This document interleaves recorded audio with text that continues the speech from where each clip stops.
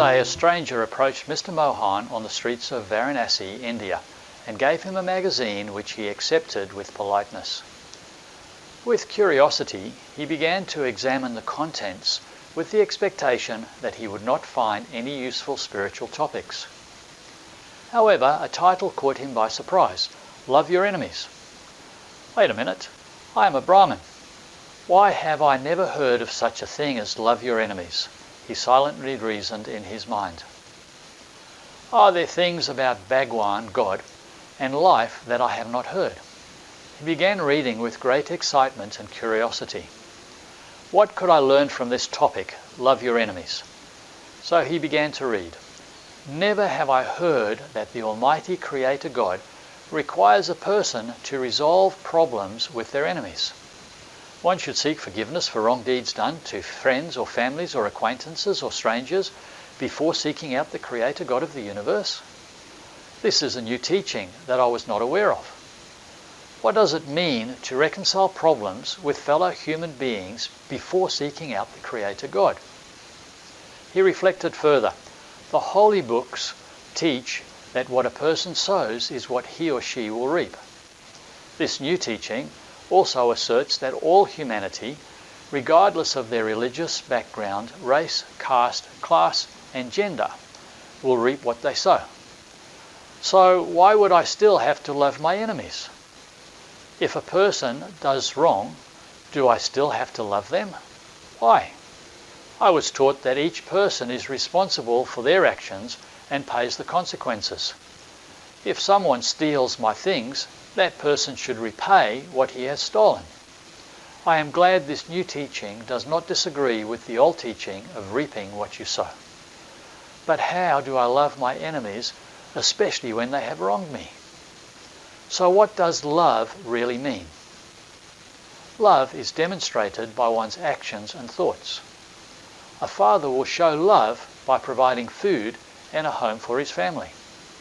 A mother would go hungry so that her children have food to eat.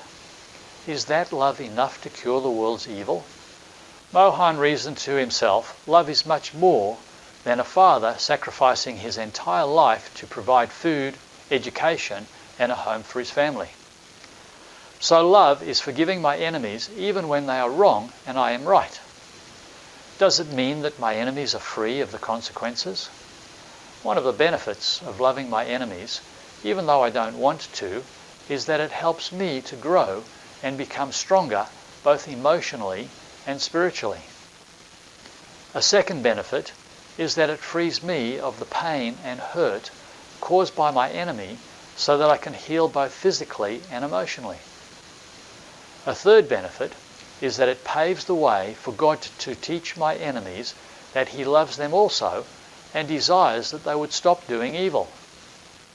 If I have hatred in my heart, I cannot go to the Creator God until I reconcile the hatred I have in my heart towards my fellow human beings whom I can see every day.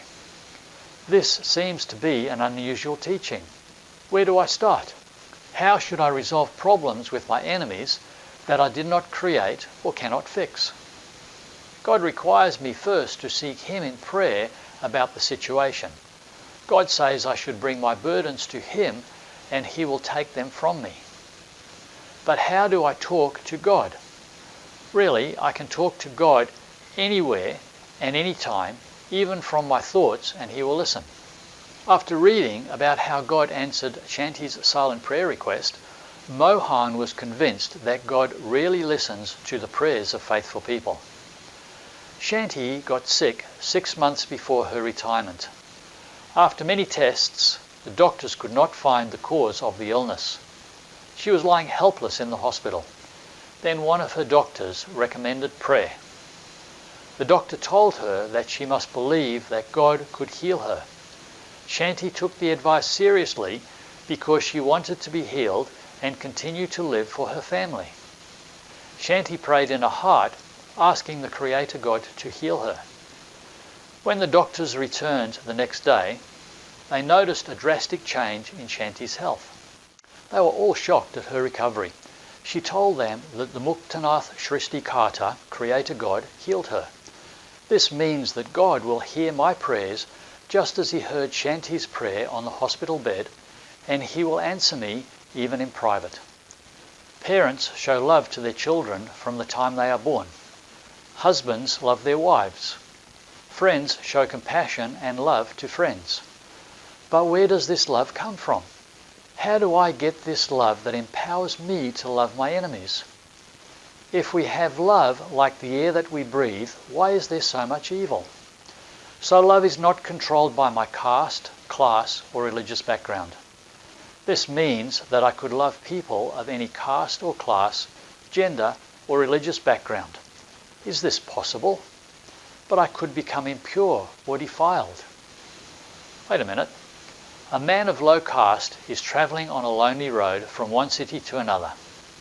He encounters a man that has been robbed and beaten up by robbers lying on the road. Before he passed by, two other men passed but did not stop. One was a priest, and the other a religious devotee of the same caste.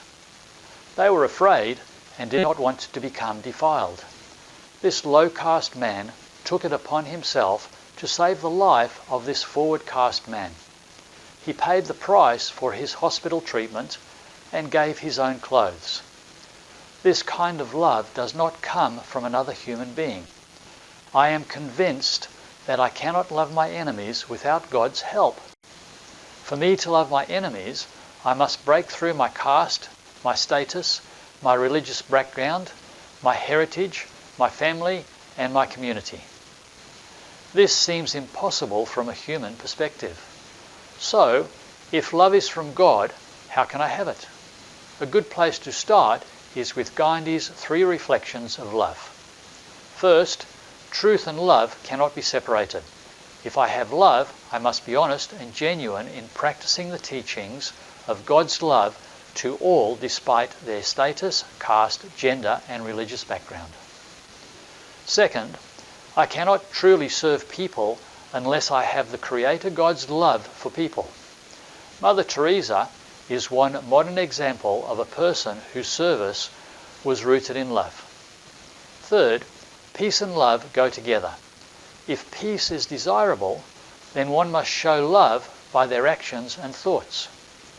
Greater love has no one than this, to lay down one's life for one's friends. And that's in John chapter 15 and verse 13. Mr. Mohan became speechless. He had finally found the answer to how to love his enemies. I dream that somehow the world will adopt this teaching and there will be peace forever. For a moment he pondered. If we can all love our enemies, then there will be no enemies on earth. Love will overcome evil.